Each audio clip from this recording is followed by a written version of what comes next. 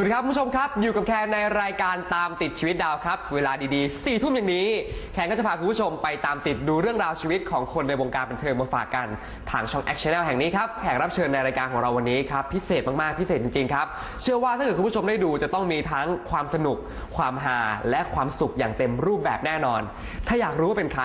ไปชมกันเลยครับ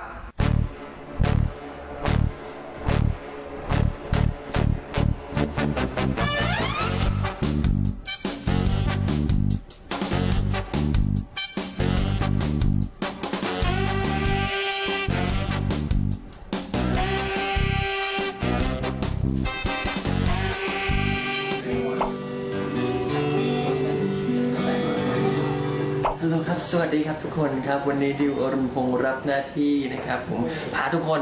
มาเยี่ยมนะกองละครเจ้าพายุครับแล้ววันนี้เนี่ยเป็นวันแรกนะครับที่พวกเราเนี่ยเปิดกล้องแล้วก็บวงสรวงกันด้วยวันนี้บรรยากาศจะเป็นยังไงเดี๋ยวไปดูกันเย้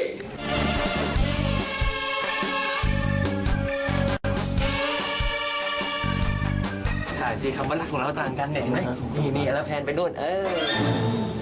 เขามาตามติดชีวิตดิวเหรอครับวันนี้จริงๆคำว่ารักของเราต่างกัน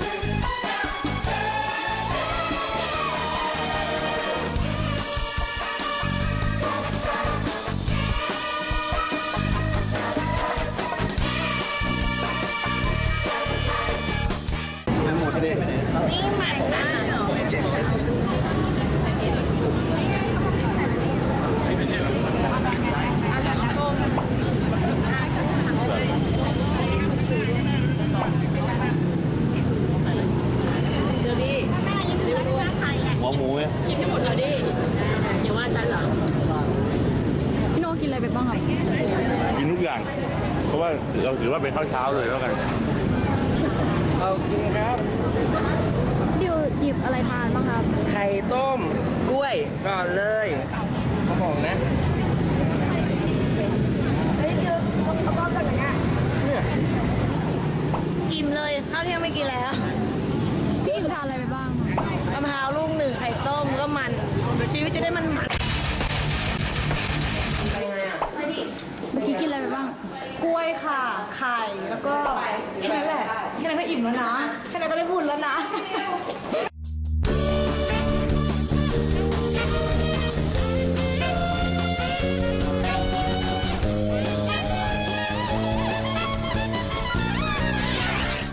บรรยากาศการบวงสรวงกันไปแล้วนะคะช่วงหน้าตามไปดูเหล่านักแสดงกับการถ่ายภาพนิ่งเพื่อโปรโมทละครกันต่อค่ะกลับมาอยู่กับช่วงที่2ของรายการนะคะแล้วตอนนี้เหล่านักแสดงก็พร้อมถ่ายภาพนิ่งกันแล้วแหละค่ะแต่ละคนจะสวยหล่อขนาดไหนตามไปดูกันเลยค่ะ วันนี้เราก็มาถ่ายภาพนิ่งครับเพื่อไปประกอบ กี่ยวกับละครเรื่องเจ้าพายุนะครับตอนนี้ก็ยังเป็นเก่งๆกันอยู่นะครับเพราะว่าตัวผมเองก็ยังงงๆกับคาแรคเตอร์อยู่ว่าพระเอกคนนี้มันจะตัวละครตัวนี้มันเป็นคนบุคลิกแบบไหนหรือว่าสไตล์การแต่งตัวมันจะเป็นยังไงตอนนี้ยังไม่มั่นใจถ้าออกเท่ๆแล้วก็เจ้าอารมณ์เป็นคนเจ้าอารมณ์หน่อยเป็นคนใจร้อนมากมันก็ค่อนข้างจะจับยากเพราะว่าถ้าร้อนมากไปหรือ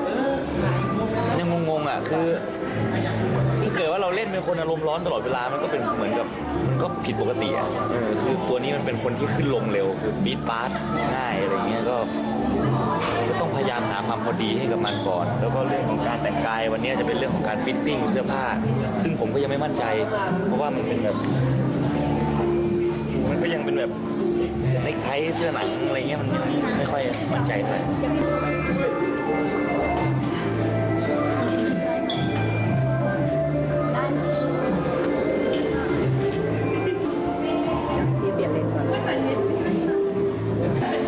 ยังงงอยู่ปรึกษากันอยู่คือว่าพวกเขาเป็นแบบชุดเหมือนชุดราตรีชุดสูทกันนะแต่ว่ามันเป็นชุดหนังกับกางเกงยีนยังงงๆว่ามาเข้ากลุ่มนี้ได้ยังไง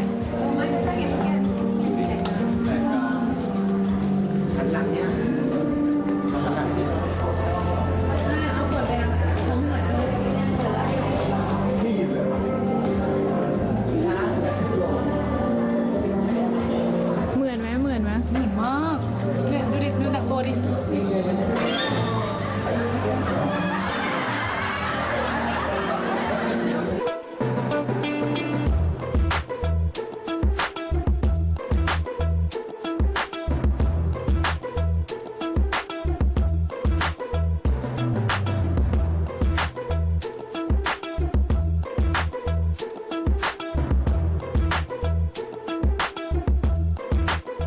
รู้สึกสงสารในตัวละครของตัวเองมากเลย ทำไม ไม่อธิบายเลอะตาติดตา ก็ดีครับมีสาวๆรุมล้อมดีใจมากเลยเรื่องนี้มีสาวๆเยอะมากเสื้อผ้าก็ผมจะเน้นว่ารวยครับก็คือจะรวยมากนี่คือโรงแรมนี่เลยใช่ก็จะเป็นผู้ชายแต่งตัวจะจัดหน่อยใช่ครับเป็นเพลย์บอยอะไรอย่างเงี้ย ตอนนี้เป็นถ่ายแฟชั่นละถ่ายแฟชั่นกันแล้ว ใช่ไม่เอาเนาะ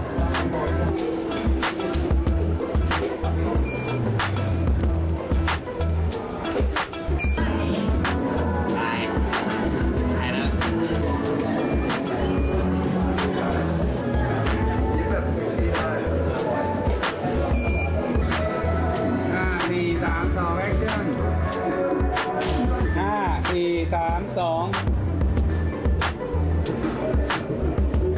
คิว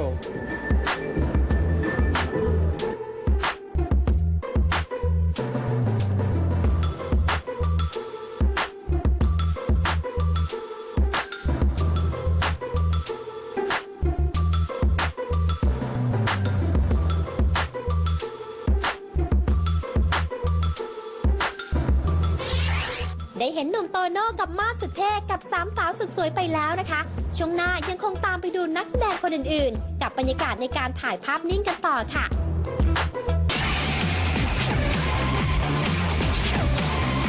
กลับมาอยู่กับช่วงสุดท้ายของรายการแล้วนะคะ และตอนนี้เหล่านักแสดงจากเจ้าพายุก็พร้อมแล้วละค่ะที่จะถ่ายภาพนิ่งกันต่อ แต่ละคนจะน่ารักขนาดไหนไปชมพร้อมๆกันเลยค่ะ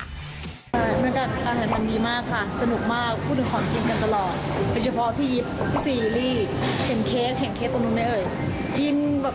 อยากกินน่ะมันก็เลยแบบพูดนู่นพูดนี่จะเดินไปดีไปซื้อเค้กแล้วเราจะมีวันผอมไหมเนี่ยเนาะแล้วนี่ตอนนี้พี่ซีกำลังถ่ายอยู่ถ่ายเดียวเพื่อน3 คนมันถ่ายมันแบบมันเป็นเพื่อนสนิทกันมันเพื่อนรักกันแต่สุดท้ายก็แทงกันข้างหลังคอยดูกันแล้วกันนะคะจะเป็นยังไง เสื้อผ้าหน้าผมเราคาแรคเตอร์เรา เป็นผู้หญิงติดค่ะติดโมเดิร์นเนี่ยดูสภาพการแต่งตัวเหมือนแบบติดหน่อยอย่างตอนเช้าก็จะเสื้อเอวลอยกระโปรงมันบานนะแล้วก็จะออกแนวเป็นผู้หญิงแบบมั่นใจแบบทุกคน คนแบบผิดเป็นผิดถูกเป็นถูกอย่างเงี้ยจะไม่ค่อยยอมคนโดยเฉพาะกับพระเอกแต่กับในครอบครัวของเราเนี่ยจะยอมคุณตาจะรักมากแต่กับพระเอกจะกัดกันจะแบบต้องดูตอนถ่ายมองกันแบบเหวี่ยงมากแล้วต้องคอยดูในละครสนุกแน่ค่ะ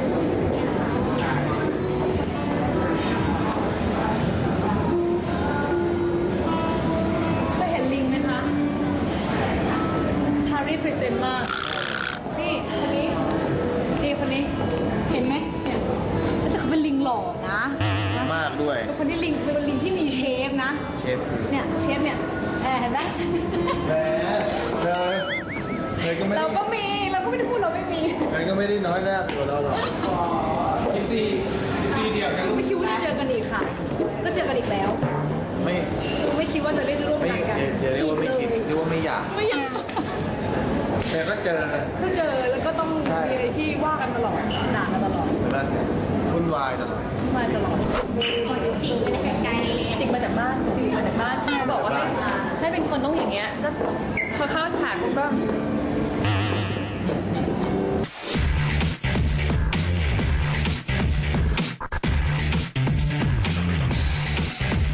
ก็รับบทเป็นแก้วตานะคะข้างนอกก็จะดู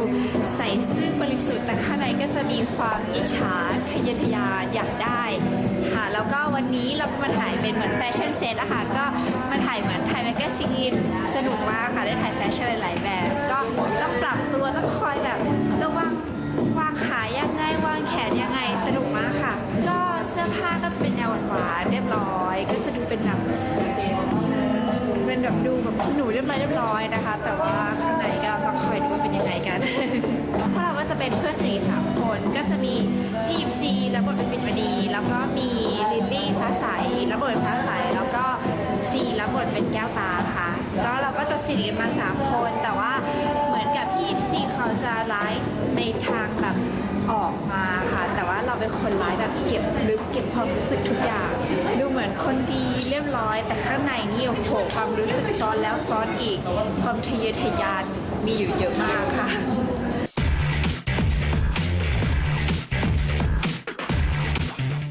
ก็วันนี้นะคะก็มาถ่ายที่ W Hotel นะคะบรรยากาศก็หรูหราสวยงามอลังการมากนะคะเสื้อผ้าสวยมากค่ะแล้วก็เหมือนแบบถ่ายแฟชั่นเซ็ตยิ่งใหญ่อย่างนั้นเลยค่ะสำหรับยิปซีนะคะคาแรคเตอร์ก็จะเป็นปิ่นมณีนะคะก็จะเป็นผู้หญิงแบบทันสมัยมั่นใจค่ะแล้วก็ออกแนวเซ็กซี่นิดนึงก็ถ่ายคู่กับลิลลี่กับซีนะคะก็จะเป็นเพื่อนรักกันค่ะก็เป็น3 เพื่อนรัก3 สไตล์ซีก็จะเป็นแบบสาวหวานเรียบร้อยแบ๊วๆนะคะยิปก็เป็นอย่างที่เห็นนะคะแล้วก็ลิลลี่ก็จะเป็นแบบเด็กๆหน่อยผู้หญิงใสๆก็ฝากด้วยนะคะสำหรับละครเรื่องเจ้าพายุค่ะก็ในนั้นก็เสื้อผ้าหน้าผมสวยงามอลังการแน่นอนค่ะแล้วก็ที่สำคัญก็เนื้อเรื่องเข้มข้นสนุกจริงๆค่ะเป็นละครแนวใหม่นะคะห้ามพลาดค่ะ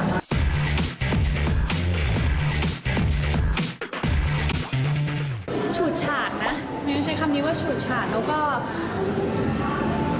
คุณหนูอ่ะคือถ้าคำคุณหนูอาจจะยังนึกไม่ออกเรียกว่าเป็นแบบคนรวยเป็นลูกรัฐมนตรีแล้วบทเป็นสลาไลค่ะก็จะฉูดฉาดมากเอาแต่ใจมากแล้วก็ฝรั่งหัวนอกก็จะออกเป็นดูเซ็กซี่หน่อยเป็นผู้หญิงมั่นใจหัวนอกอยากทำอะไรก็ทำแล้วก็คิดว่าตัวเองเนี่ยทำอะไรก็ได้แล้วก็คิดว่าตัวเองแบบอยากได้อะไรต้องได้ทุกอย่างเจดเนี่ยรับบทเป็นสุทาวีสลาไลเนี่ยเป็นแฟนกับสุทาวีอยู่แต่ว่าสุทาวีไปหลงเสน่ห์คนหนึ่งเราก็แบบยอมไม่ได้ไงเรื่องนี้มันยอมไม่ได้ก็เลยเอาสีปากสู้ไว้ก่อนแม่ชนะ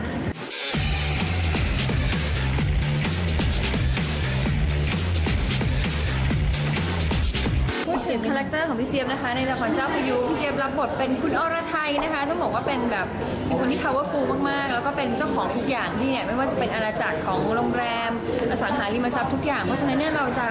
ค่อนข้างดุแล้วก็ใจโหดเหี้ยมนะคะหมายถึงว่าทำอะไรเด็ดขาดอยากฆ่า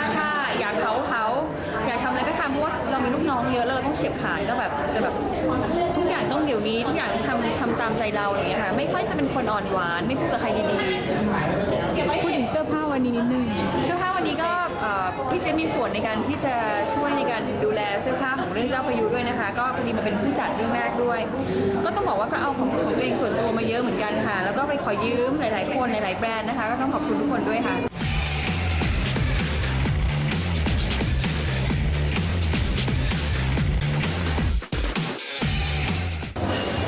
คุณกำลังพูดอยู่กับชนเมธครับชนเมธครับคือตัวละครชนเมธเนี่ยครับผมเขาก็เป็นนักดนตรีแล้วก็เป็นครูสอนกีตาร์ครูสอนดนตรีที่โรงเรียนของนางเอกก็คือน้องฟ้าใสน้องลิลลี่แล้วก็จริงๆแล้วชนเมธเป็นคนที่บวกเป็นคนโลกสวยเป็นคนไม่คิดร้ายกับใครแล้วเป็นคนมีความสุขกับทุกสิ่งทุกอย่างได้ในโลกแม้แต่กระทั่งการแอบรักคนเขาก็มีความสุขของเขาได้แม้คนที่เขาชอบไม่ชอบเขาก็ไม่เป็นไรเขาก็มีความสุขกับชีวิตได้เป็นคนผมชอบคาแรคเตอร์นี้เพราะว่าเขาเป็นคนที่หนึ่งไม่คิดร้ายกับใครสองมีความสุขได้ตลอดเวลาสามเขาเป็นคนที่มีจิตใจดีมากๆเลยนะครับผมก็รู้สึกว่าคาแรคเตอร์นี้เนี่ยยากมากนะที่จะหาคนใดคนหนึ่งแล้วเป็นแบบตัวชนก็วันนี้การสไตล์การแต่งตัวเนื่องจากเป็นครูสอนดนตรีแล้วก็สไตล์การแต่งตัวของเรามันก็ประมาณนี้อยู่แล้วเราก็เลยใช้เสื้อผ้าของเราส่วนหนึ่งด้วยนะไม่ว่าจะเป็นกางเกงยีนรองเท้าแล้วก็เสื้อนี่เป็นเสื้อคอนเซ็ปต์ถ้าเกิดใครไปดูโปสเตอร์คอมเมอร์ของเราต่างกันจะเห็นเสื้อตัวนี้อยู่ถ้าเกิดใครดูโปสเตอร์คอมเมอร์ของเราต่างกันแล้วโหลดเพลงด้วยครับผมก็วันนี้นะได้ดูตั้งแต่เช้านะเป็นแบบว่า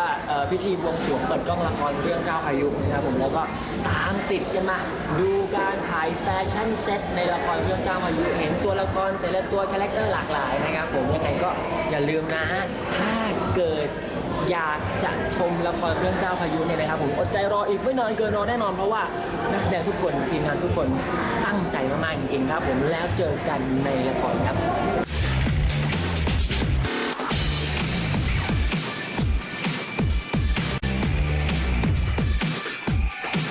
เห็นบรรยากาศการตามติดของรายการของเราไปแล้วเรียกว่านำมาฝากคุณผู้ชมกันแบบสดๆร้อนๆเลยทีเดียวครับเพราะฉะนั้นคืนนี้เราหวังว่าคุณผู้ชมที่ได้ดูรายการของเราจะมีความสุขสนุกและอมยิ้มกันก่อนนอนคืนนี้นะครับส่วนคราวหน้ารายการของเราจะพาคุณผู้ชมไปตามติดใครต้องติดตามชมกันนะครับเอาละครับวันนี้หมดเวลาของรายการตามติดชีวิตดาวแล้วครับคุณผู้ชมสามารถติดตามข้อมูลข่าวสารหรือว่าร่วมสนุกกับกิจกรรมของรายการของเราได้ครับเพียงแค่เข้าไปที่ Facebook แล้วก็เสิร์ชคำว่าตามติดชีวิตดาวเป็นภาษาอังกฤษหลังจากนั้นกดไลค์นะครับก็จะสามารถเข้าร่วมสนุกกับเพจของเราได้แล้วครับแล้วกลับมาพบกับแคนได้ใหม่ทุกวันจันทร์ถึงศุกร์เวลา 4 ทุ่มถึง 4 ทุ่มครึ่งออกอากาศซ้ำตอนเช้าครับ 6 โมงครึ่งถึง 7 โมงเช้า